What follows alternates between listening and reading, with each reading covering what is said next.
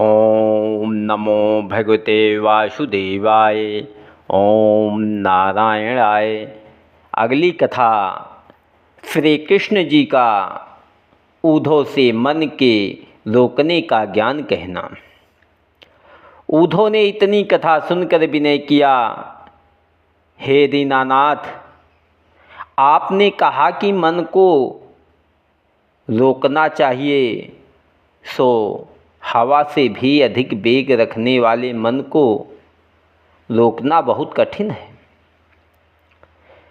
कोई ऐसा उपाय बतलाइए जिसमें मन रोका जावे और हरि चरणों में प्रीत उत्पन्न हो। तुम्हारे सिवा दूसरा कोई इसका यत्न बतला नहीं सकता। आपकी माया ने संसारी जीवों को ऐसा भुला रखा है कि तुम्हारी दया के बिना कोई मनुष्य इस माया रूपी जाल से नहीं छूटता। जहाँ ब्रह्मादिक देवताओं को तुम्हारा भेद जानना कठिन है, वहाँ संसारी मनुष्य हरिचरित्र समझने की कहाँ सामर्थ्य रखते हैं। यह बात सुनकर श्याम सुंदर ने कहा, हे उद्धव,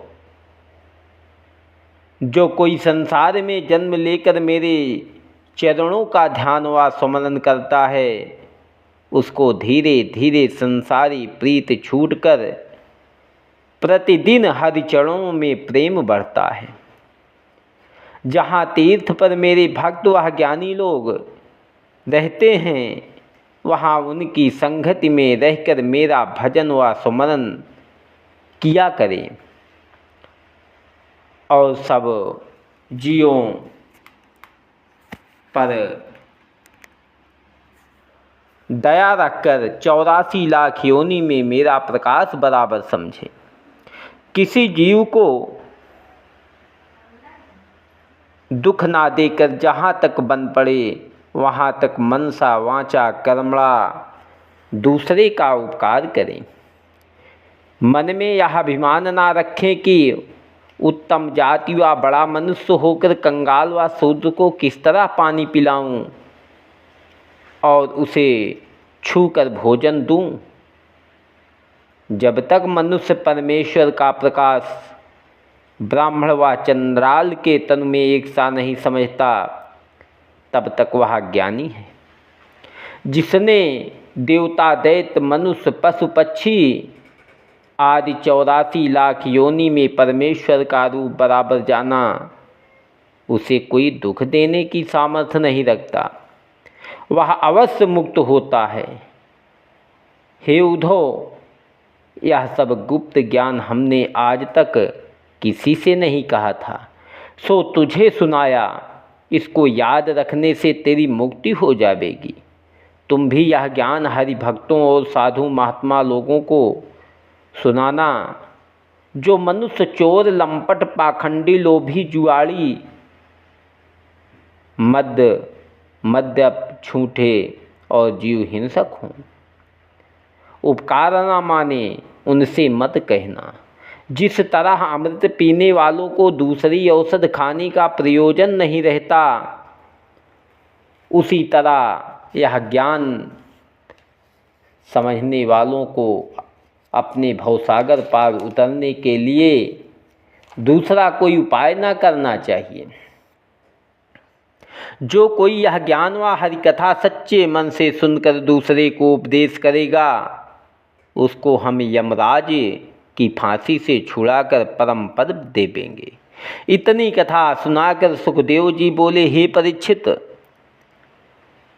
उद्धव ने यह सब ज्ञान सुनकर आँखों में आंसू भर लिया और श्री कृष्ण जी के सामने हाथ जोड़कर विनय किया, हे महाप्रभु, आपने दया करके ज्ञान का दीपक मेरे हृदय में प्रकाशित कर दिया और इस तरह माया रूपी अंधेरा छुड़ा दिया, जिस तरह सूरज निकलने से कोहरा नहीं रहता।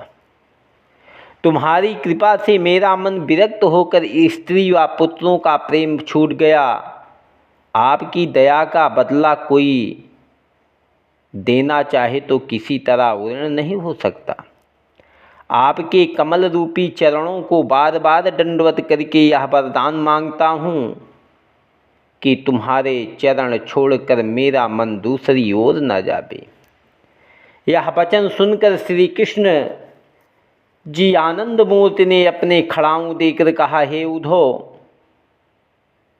तुम यहाँ से बदरी केदार जाकर नित्य गंगा स्नान किया करो और कंद मूल खाकर मेरे चरणों का ध्यान लगाओ, तुम्हारी मुक्ति हो जाएगी।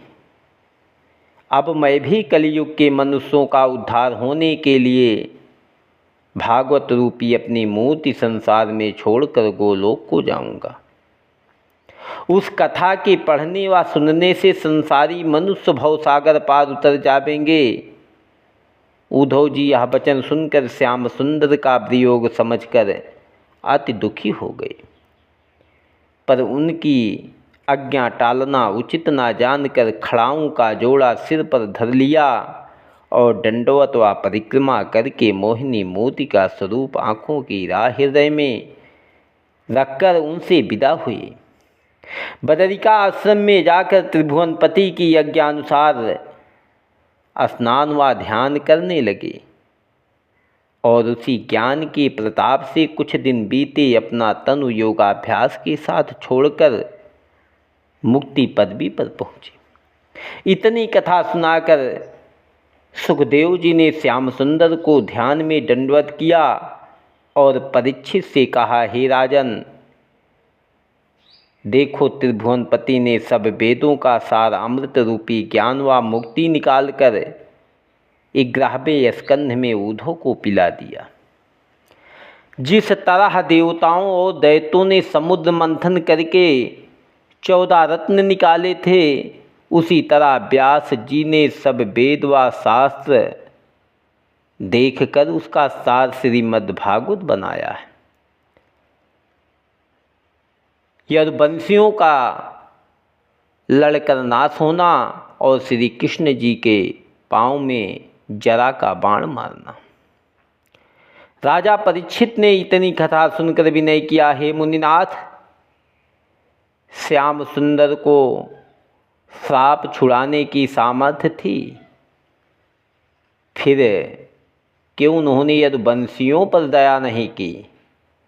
सुखदेव जी ने कहा, हे परीक्षित, वसुदेव नंदन पर ब्रह्मा परमेश्वर के अवतार को जो संसारी माया से रहित हैं यदुवंशियों का नाश करना था, पर उन्होंने उनका पालन किया था, इसलिए अपने हाथ मारना उचित ना जानकर ब्राह्मण से श्राप दिलवा दिया। जब उद्धव बदरी केदार की ओर चले गए तब श्री कृष्ण जी ने विचारा कि द्वारिकापुरी में श्राप नहीं व्यापेगा। इसी कारण यदुवंशियों को प्रभास क्षेत्र में चलने के लिए कहा। त्रिभुवनपति की आज्ञानुसार राजा उग्रसेन और वसुदेव जी के सिवा सब यदुवंशी हाथी, घोड़े व रथों पर चढ़कर प्रभास क्षेत्र में पहुँचे और स्नान दान करने के उपरांत उस दिन तीर्थ व्रत रखकर वहाँ टिके रहे। दूसरे दिन परमेश्वर की इच्छानुसार सब यदुवंशी मदिरा पान करने के मतवाले हो गए और समुद्र के किनारे बैठकर अपनी अपनी बड़ाई करने लगी। इसी बात पर स्नान करते समय पहले पानी के छींटे से लड़ने लगे, फिर आपस में बाण, तलवार, गदा आदि अनेक शस्त्र चलने लगे। जिस तरह अधर्म करने वाले वेद शास्त्र का वचन झूठा जानकर मनमाना पाप करते हैं, उसी तरह ब्राह्मण के श्राप से यदुवंशी लोग श्याम व बलराम को समझाना ना मानकर जब बलभद्र जी से लड़ने के लिए दौड़े तो दोनों भाई अलग बैठकर उसका कौतुक देखने लगे। जब लड़ते लड़ते सबके शस्त्र टूट गए और हाथी घोड़े भी मारे गए, तब उसी पतली को जो मूसल के चूड़ से समुद्र के किनारे जमी थी उखाड़ कर एक दूसरे को मारने लगे। दुर्वासा ऋषीश्वर के श्राप से उस पतली से तलवार का सा घाव होने लगा और सब यदुवंशी मरने लगे। जैसे कुलवंती स्त्री दूसरे पुरुष को देखकर छिप जाती है, वैसे ही क्रोध उत्पन्न होने से सब यदुवंशी का सतोगुण व ज्ञान शरीर से जाता रहा। जिस तरह बाँस का वन आग लगने से जल जाता है, उसी तरह दुर्बुद्धि उत्पन्न होने से बाप बेटा व भाई भाई आपस में लड़कर 56 करोड़ यदुवंशी नष्ट हो गए। जब श्याम व बलराम के सिवा और कोई जीता नहीं बचा, तब श्याम सुंदर ने बलभद्र जी से कहा कि अब पृथ्वी का भार उतर गया, इसलिए हम वह तुम दोनों भाइयों को भी वैकुंठ को चलना चाहिए। यह सुनकर बलभद्र जी ने अपने सब वस्त्र उतार डाले और कौपिनी बांधकर सिंधु के तीर बैठकर योगाभ्यास के साथ अंतर्ध्यान हो गए। तब श्याम सुंदर चतुर्भुजी रूप धारण करके शंख चक्र गदा पद्म समेत समुद्र के किनारे पीपल के वृक्ष के नीचे जा बैठे। जिस समय त्रिभुवनपति वृक्ष से उठेंगे हुए दाहिना पैर अपने बाएं घुटने पर रखकर बैकुंठ जाने की इच्छा करते थे। उसी समय वसुदेव नंदन की इच्छानुसार जरा नाम का केवट, जो बाली वानर का अवतार था, धनुष बाण लेकर वहां आ पहुंचा।